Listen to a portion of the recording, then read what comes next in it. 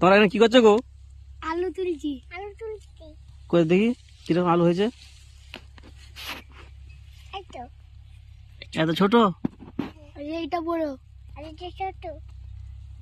গলি দাও হাতে। আরো আছে দেখো।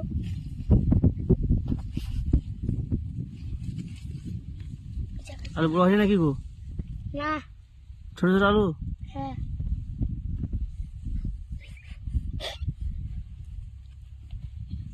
একটা বড় পেয়েছি। দেখো বড়।